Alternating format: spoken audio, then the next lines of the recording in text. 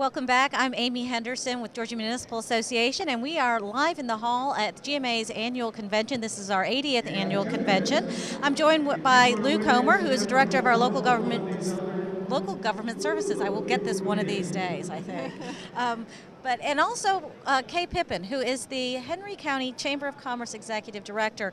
And Kay, you helped Brian Wallace put together one of the sessions here at our annual convention on education. Right. It's a topic that is really important to Absolutely. city officials, and I think just about everybody for obvious reasons. But it's one of the areas where cities may have some influence, but not any real power or control over. Right. What have y'all done? I know you guys brought together some folks in Henry County. We did, and you're absolutely right. Education is everybody's responsibility, and I think that for far too long, all of our governmental entities, boards of commissioners, city councils, etc., have sort of felt like that was the school board's problem, and they needed to handle it, when in reality, it affects all of us, and it's important to all of us. We started 6 years ago hosting intergovernmental retreats, where we bring together 4 city councils, mayor, city managers, the board of commissioners, the school board, the hospital authority, the development authority, and the business leadership and the water authority of our community. We go out of town for a couple of days to an intergovernmental retreat, and we work on some subject of common importance to all of us in facilitated sessions, but we also visit another Georgia city where we have something to learn from, okay? And we sort of bill it as see success by traveling to these locations. So we do a couple of things with those. In the 2010 session, our focus was our public school system, and we spent 2 days just literally researching, looking at every piece of our public school system. We saw what education means on a world level, we saw it on a national level, we saw it on a state level, and we brought it home to Henry County. We figured out where we racked up in all of those arenas.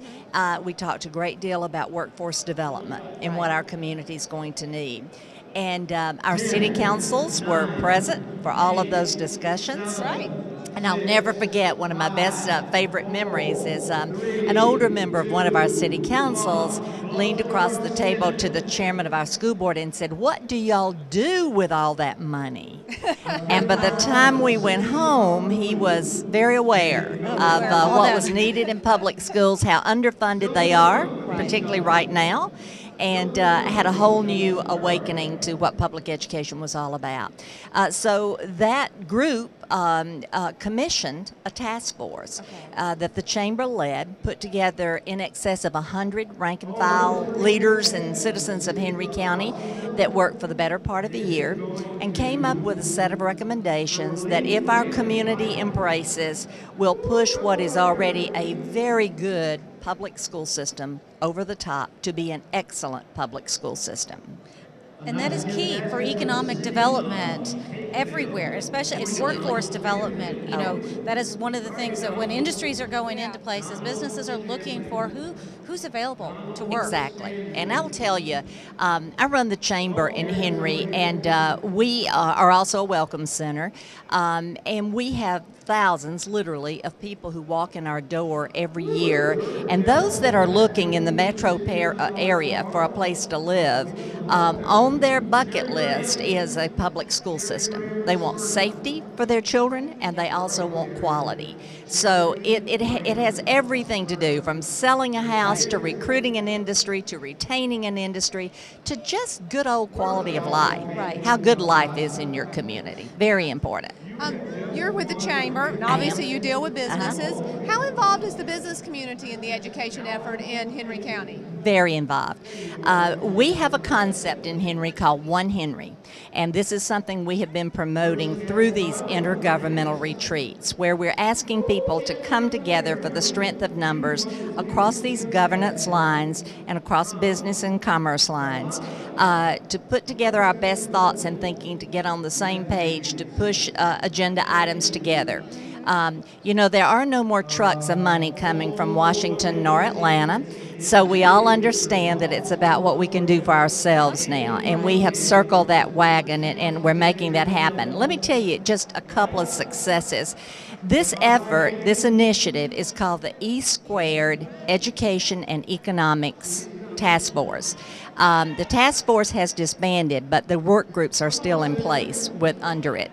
But out of that and around these 5 goal areas that we adopted, some of our successes have included we have secured our own technical college for Henry County. We were the largest population in Georgia not to be served by our own technical college. Henry County has over 200,000 residents, and we're very close to the city, but didn't have our own technical school.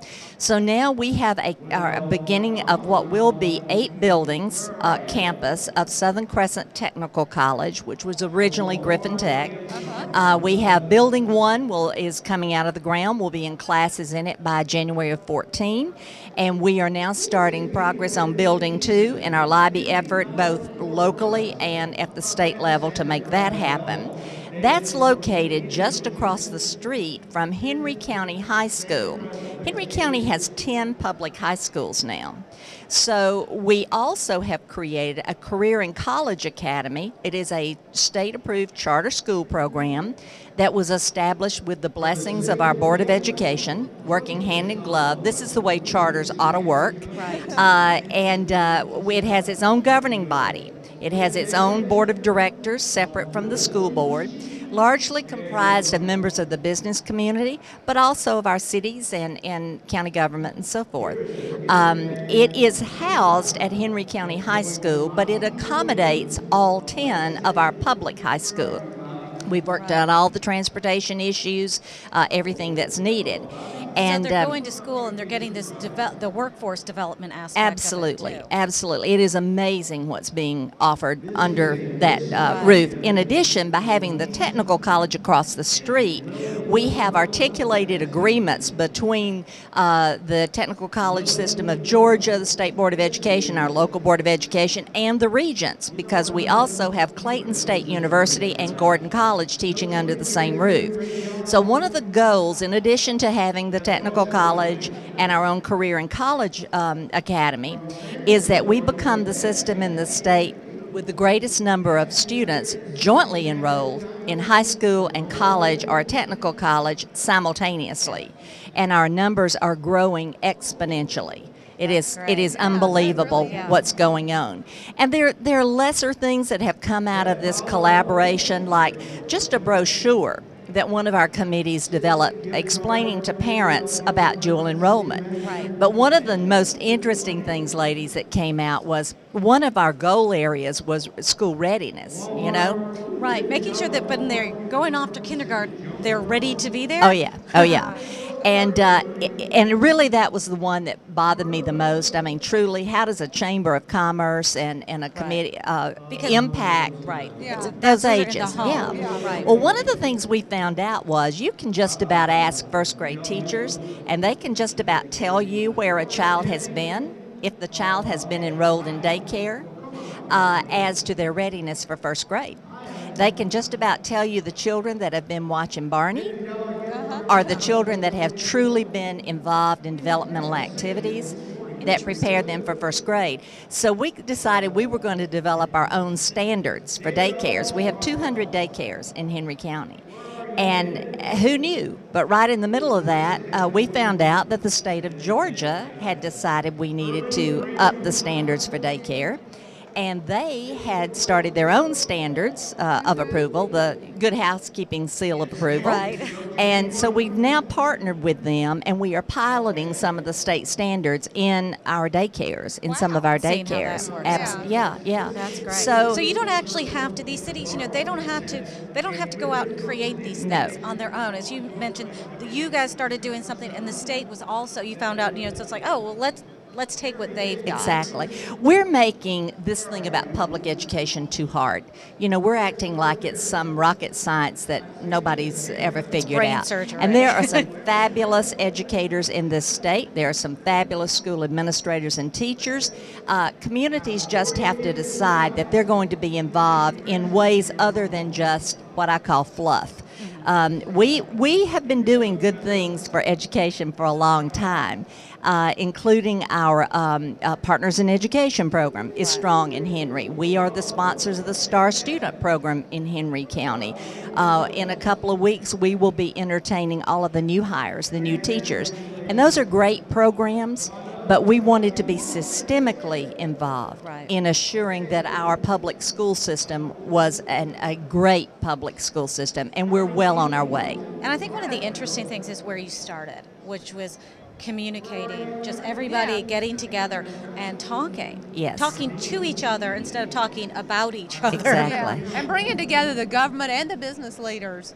Because let's face it, the most important thing we do is educating our children. That's right. That's right.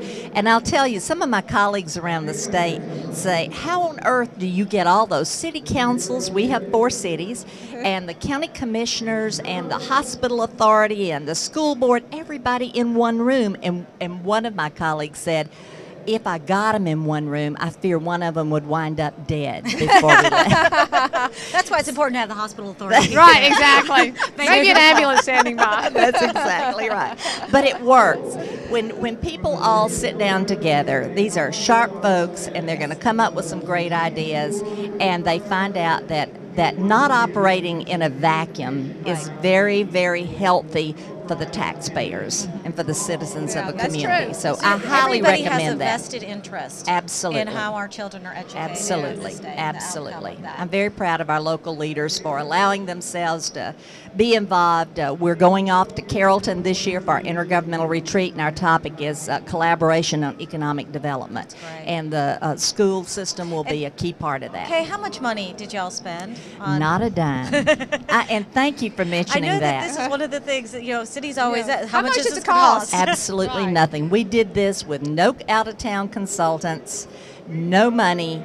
This is just good folks coming together for the good of their community and willing to stay the course. And I am appreciative that the business community allowed me and our staff to be the folks that brought all this together and made it happen. And tomorrow morning at our opening general session, tomorrow morning, Monday morning, we're going to have a panel discussion on education and how cities can be involved and be involved significantly, as you guys Exactly. have done in Henry County. And Dr. Ethan Hildreth, our school superintendent, will be present. Yes. He is a fabulous school administrator, and I think everybody's going to be most impressed with what we're doing with our public school system. And I hope that they walk out of that session tomorrow with a whole list of things to do when they get back to their cities.